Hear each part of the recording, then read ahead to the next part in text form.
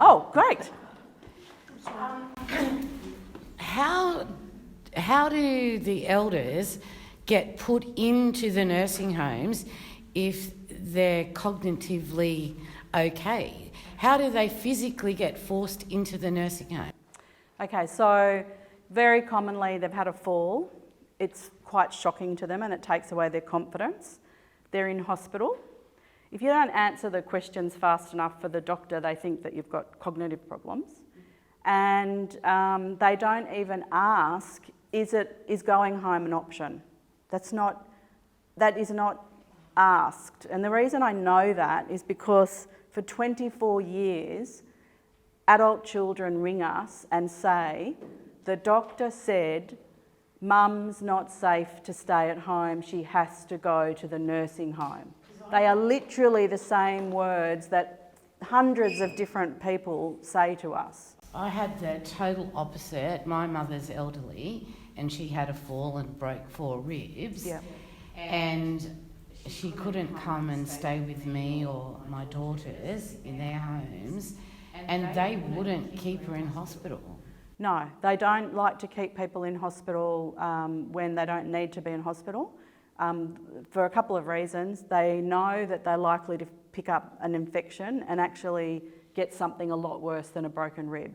So they actually want people out of hospital as soon as possible.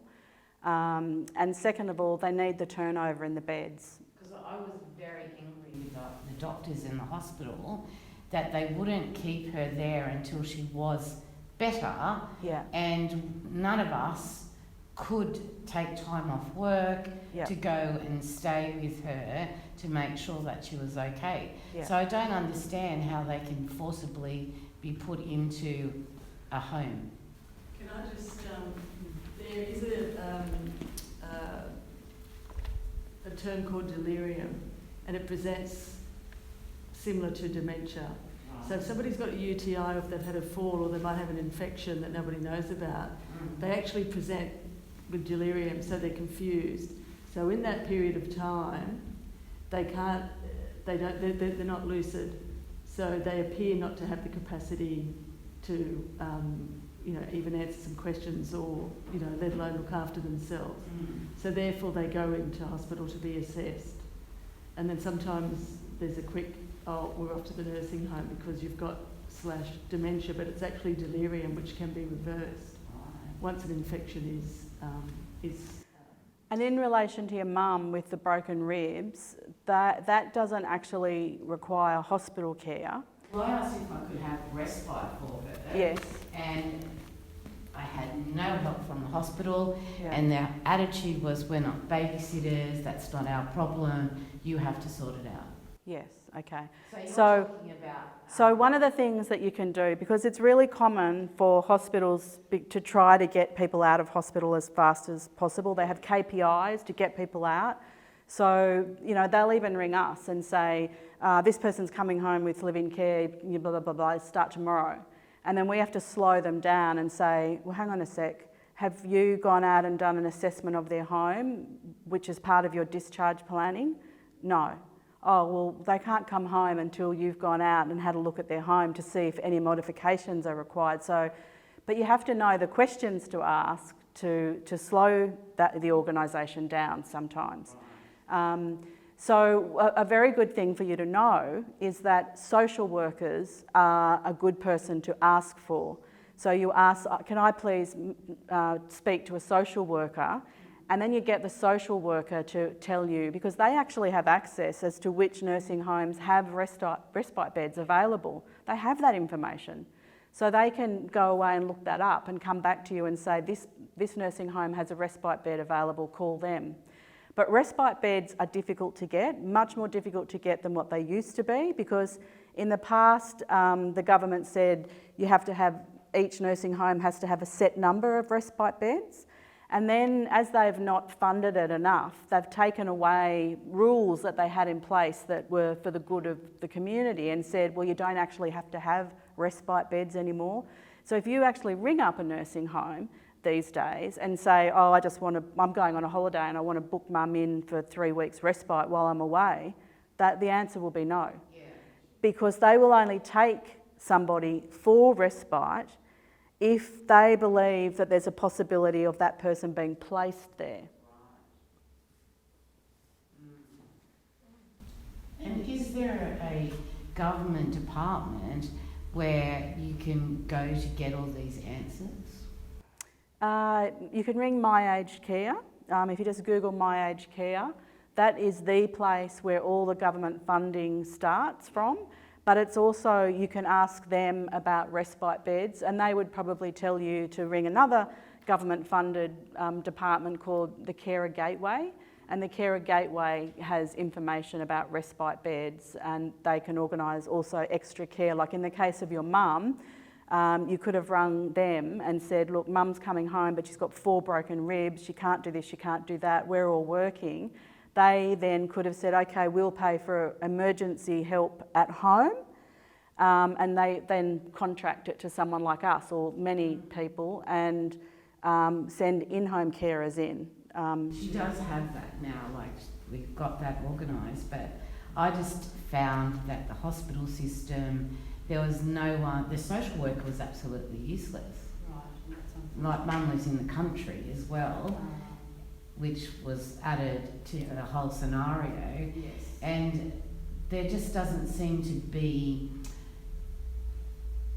information readily available for, like I didn't know what to do. Yes. And it was only because my daughter got into diversional therapy for aged care and dementia that she learnt all of that, and that's how we got everything for mum. Yeah. But where do people go? Like, what do you Google to find out? That's the big question. Probably the best answer is My Aged Care as a starting point, and they will then listen to you and point you off in the right place. But just on that, I have a rule with my staff. If we have to ring My Aged Care to get an answer, we ring 3 times and we speak to 3 different people. Oh, yes. And it's only when we've had the same answer twice that we believe it. Because, absolutely, we know from years of doing that, that we get different answers. So it depends on the training that the person who's, there's like 3,500 people that are answering the phone there, and they've had different levels of training. Right.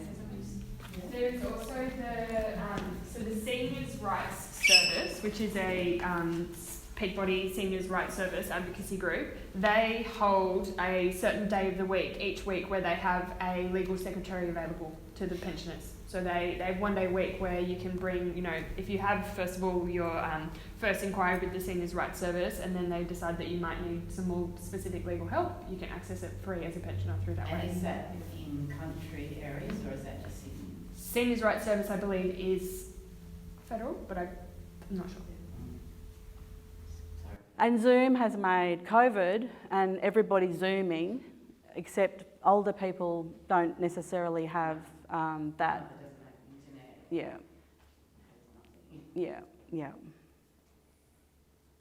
Because it's all online now. All the answers are online if you can find it. Kate, a question I meant to ask earlier. One of the things you were talking about, that because of COVID, the volunteers, that was such a fundamental foundation in nursing homes, all of a sudden were unavailable, and the pressure. Can you talk a bit about that? So it's affected a lot of organisations that deal with aged care. The volunteers themselves were older and therefore worried about getting COVID, so they pulled out. But also in the nursing homes, they didn't want anyone extra coming into a nursing home because potentially they could be bringing COVID in. So a lot of the volunteers who feed people, see people don't realise that in a nursing home, often if you have difficulty opening up a packet or using a knife and fork, you don't actually there's not enough staff to feed everybody that needs assistance with feeding. So one of the main jobs that volunteers would do is they would go in and help feed people. And Daughterly Care, for 22 years, we have always gone into nursing homes and done feeding jobs at lunchtime on behalf of the adult children who were working. And with COVID, the rule by the government, and it makes sense, is that we are not allowed to work. We're not allowed to have a staff member go into a nursing home and then go into the community with in-home care. So we stopped doing all of our nursing home services. So all of our clients who had been put in nursing homes and who we would go in and feed, the families had to do that. We couldn't do that. And they still have that rule. They don't want the cross-infection. Another example to discuss is during COVID, because of the potential for risk of infection in a hospital, I actually for the first time experienced some of these things about how you see them bringing the clients back home because they want to put them back home because there's nowhere else for them to go. They want to get them out. All of a sudden, the OT from the hospital is willing to come and do an assessment at home. Oh, you've never seen that before. Yeah. So that was also really interesting. A positive that they did that because they wanted people out as quickly as possible. Yeah, the hospitals have had a lot of extra pressure on them with all the extra people with COVID. Yeah. Mm. And just on that then, how did it impact, because you have what, 200 plus carers? Yeah. And you've looked after more than 7,000 families. So how did COVID affect your staff and your carers? It was a nightmare. It still is a nightmare. It's actually managing COVID is harder this year than it was in the first 2 years. So in the first 2 years, we learnt a lot about the virus and how it transmitted and all that sort of thing. But this year, when we've opened up and learning to live with COVID, it's just infections are out of control. Every morning we start with phone calls from our caregivers saying, you know, my child's got COVID, I have to stay home. The rule is anyway, they have to isolate for 7 days because they're going to get COVID. So we have a wall in our office of rat tests, and our staff have to proactively test them themselves, and they come up with that they've caught COVID mostly from their children or their grandchildren. We've been very fortunate, very careful, very diligent that we haven't passed COVID on to any of our clients. None of our clients have had COVID and been so sick they had to go to hospital. We have had clients get COVID, but because they were triple vaxxed, they were fine. All of our carers have been fine because they're triple vaxxed. And there were carers who didn't want to get vaccinated, and so they have pulled out of the industry. And also, people stopped joining. So we had to turn away about $1 million worth of work in the last 12 months to cope, because we didn't have enough staff, and our view was we have to look after our existing clients. Because every day, we have some weeks where 1/4 of our workforce, 25% of our workforce is sick with COVID.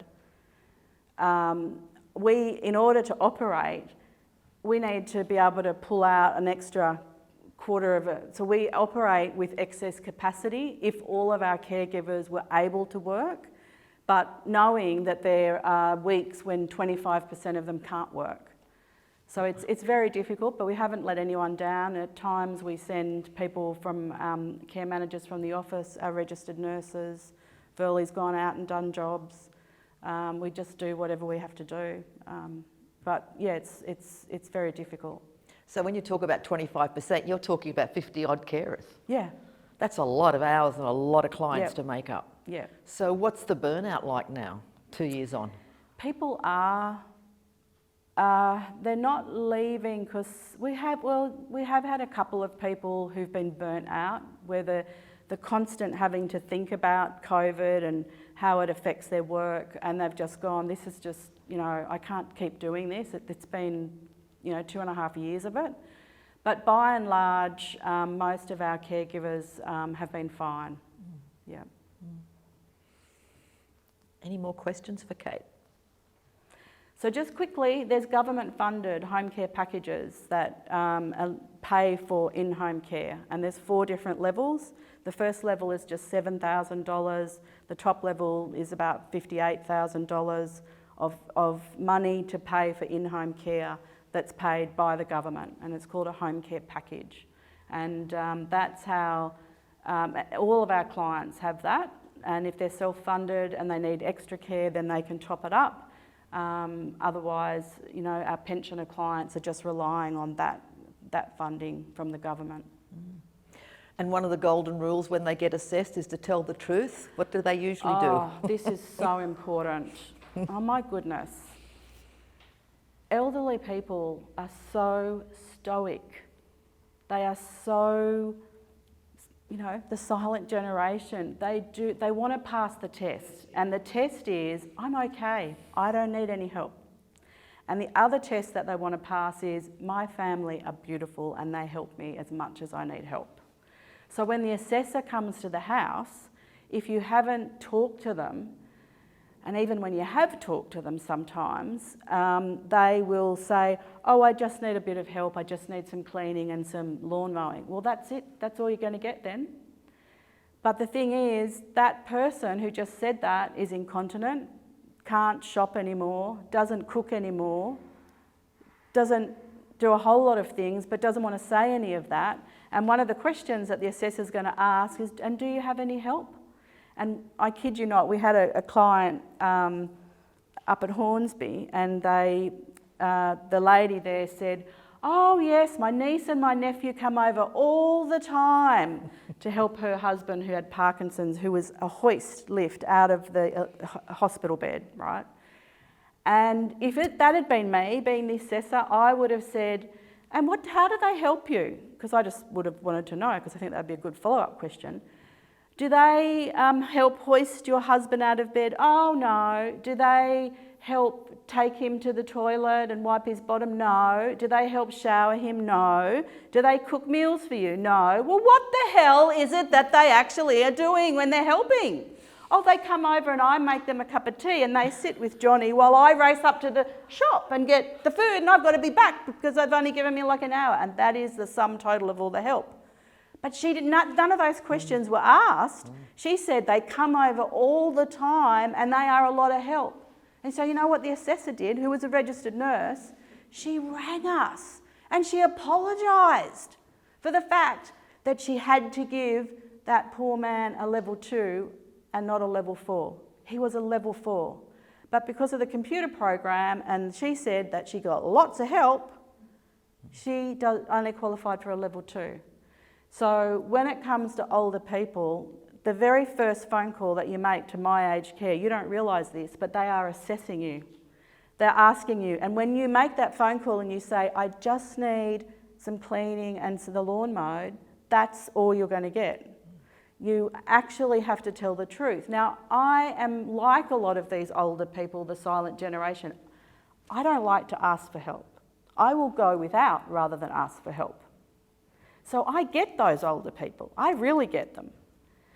But they need the help. And so one of the things that I say to adult children, and I just recently said this to a friend of mine, I said, you've got to tell the assessor that your father has lung cancer. And she said, and that he's recently been drained and that he's palliative care. And she said, I can't say that in front of him. I said, I know you can't say that in front of him. We can't say anything in front of our parents because there's a whole lot of things we can't talk about in front of them. So you've got to meet the assessor outside. You're at the window, and as soon as that car pulls up, you are outside and you say to them, hi, look, I'm a loving daughter and I cannot say these things in front of my father, but they are true. My father has blah, blah, blah, blah, blah, blah, and da-da-da-da-da-da, and I am not going to say, and he's going to tell you he's okay, and I'm not going to say a thing in there, but on the way out, I'm going to walk out with you and I'm going to tell you all the things he said that were wrong. But the thing is, she now knows, oh man, this guy's palliative, he's got lung cancer, he's already been drained twice.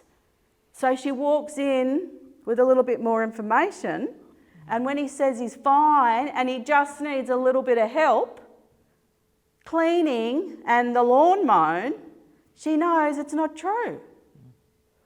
And so you've got to tell them the truth. And also, because they want to pass this, my family's fabulous, the family has to tell the truth. You have to say, and by the way, I don't live here. I actually live back down in Sydney and up here. My sister lives over here. My brother does nothing for my, whatever the story is. I'm not saying that about sons. You've got to tell them the truth so that they go, okay, I see the situation. And then, of course, if you've said it, they see that you're stressed. And they need to know that, because that's one of the questions. I'm really stressed. Because it's all left to me. And I just can't keep doing it. I've already had all this time off work. I'm going to lose my job. Yeah, you've got to tell them. You've got to tell them. But not in front of your mum. Oh no, I did. I lost it. Except you're lying. Like, you need the help. Yeah, and I honestly don't know why the assessors don't know that they lie. They do, but they have a check sheet. Yeah, they have a They check cannot sheet. go by, oh, I think. They have to go by, this is what it is, this is what it is, this is what I was told. So I have a question for you. Yeah. Conversations for a Better World, we are here. Let's go to utopia. What is your utopian world for the elderly? Well, I'm not going to say I think they all want to stay at home. I think there are some people who are better off in a nursing home. If they're very, very social and they're not really committed to their home, often they're happier in a nursing home. If they come from a very fractured family where people are controlling who gets access, they're actually better off in a neutral place in a nursing home where everyone can visit. But I think staying in your own home is utopia for most people, because it's where they're happiest and it's where they feel most comfortable. And especially if you have any form of cognition deficit, you know that place. And for whilst ever you know that place and it feels comfortable. You know, a classic example is a dentist who loved to go to his little shed and play with his tools and garden. He was entertained and very happy all day. And they got advice that they needed to downsize, so they moved into a little villa in a retirement village, and that man was utterly lost. And what did he do? When he's living in this new villa, which is totally, every day he wakes up, he just doesn't know where he is. What does he do? He sticks right by his wife, because she's the constant. She's the person that's safe. She's the only one he recognises, and he's right next to her all day for hours. And she is beside herself. She's so stressed, because she actually had a good life when he was out in the garden and out in the tool shed most of the time. He was happy and she was happy. She had respite, free respite. But now this is like a form of torture. So I think people are happiest in their own home, and I just think you be grateful for what you have, and you do the things that make you happy, and you spend time, or you do the activities and the hobbies that make you happy. So that is pretty clear then. I think we all got that already, that message. But then take it a step back. How do you achieve that? Honesty, we talked about taking definitely not the word of the elderly. You have to read between the lines. This is going to be, to achieve it, is a different story altogether. The kids are busy, they have to earn $1 to make their own families happen. They don't necessarily want to dismiss the parents, I imagine, but they're not often left with another choice, but somebody else can do it better than I can with the place where I'm living and with my life. So it's relatively easy to say this is where we want to be, but how to get there is a different story altogether. Huh? Well, most people have worked hard and saved their money, and they've got, like COVID just made all the values of our homes, if we're lucky enough to own a home, go up in value. And so I think that we don't always, I think we should be prepared to maybe, when in those final years when we need help to keep our dignity and to keep our independence, we should be willing to draw down some money on that, and not expect, the children to do everything because they can't do everything. They will still do a lot because they love their parents. They will still do a lot. But that's, I think, is probably how it's achieved. And the government does have government-funded in-home care. So, everybody needs their funding. And with our clients, for example, when they don't have adult children to do that assessment with them, You know, Verlie went off to one lady for me, and this lady, I've never met such a lady that had such a huge ego. And she just was the best, and she was fabulous. And then she told that to the assessor, and the assessor told her, okay, well, I'm going to give you a level 2. And then Verlie just quietly walked out with her and said, she didn't tell you, but she's actually blind, and she relies on her 90-something-year-old neighbours to buy her food, and her children live in Melbourne and New York, and according to my understanding of the rules, she's a level 4. Oh, okay, I'll check that. And we got her a level 4. So I think,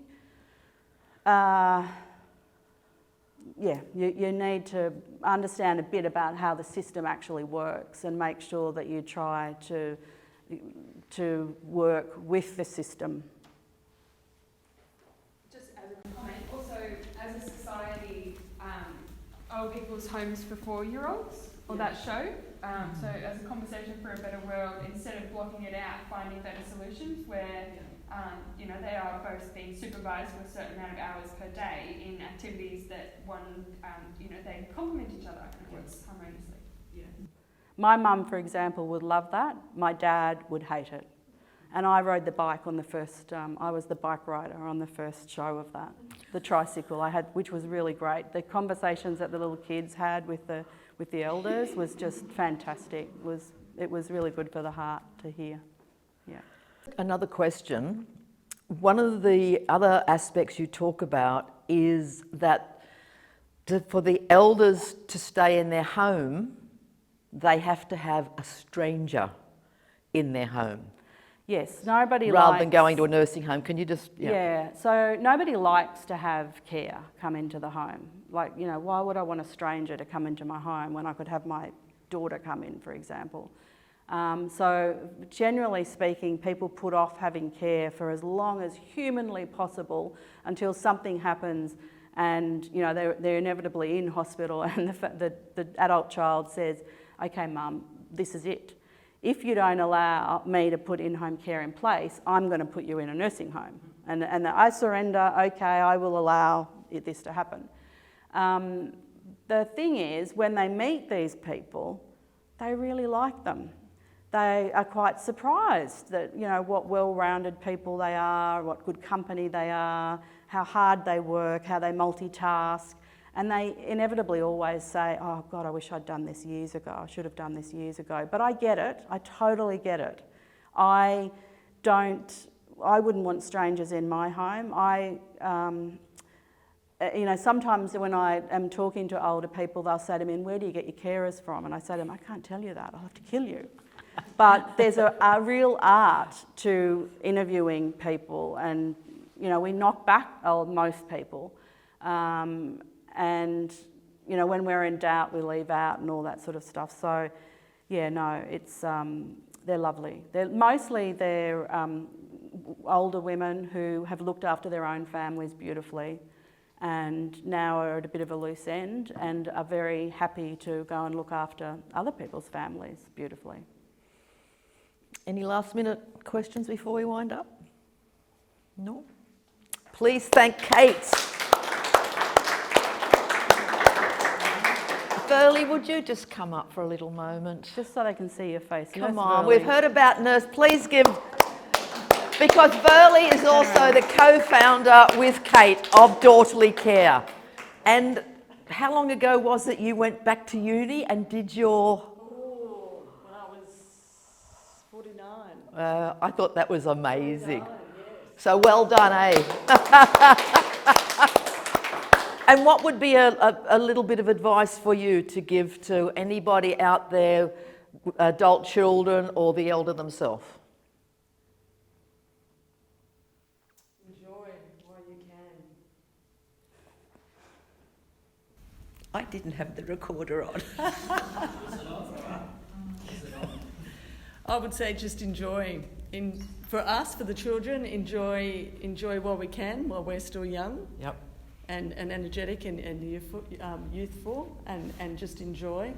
And I think, I'm just going to go off track here, but just, you know, the way the world is at the moment, there's so much sadness, there's so much you know, people are unkind. You know, we just need to, I think, just stop, smell the roses, be kind to each other, and look at the glass half full.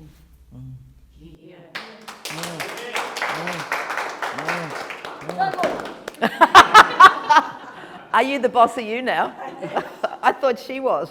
No? I got to turn that one off. Excellent. Okay, so thank you so much. And Kate, thank you. Verlie, thank you. Because without the two of you, there would not be a Daughterly Care. And what did we say again? Over 7,000 families that you and your carers and office staff have made a huge difference. We do. And the palliative care. We didn't really talk much about that, but actually being in people's homes and the palliative care so they can pass away in their own homes. Not an easy subject, absolutely know that, but it's a subject that if we don't die young, then guess what? We're going to be elders as well, yeah? And what's the life that we want? And it's always that, what's the life that we want? And these are the ones that are coming before us.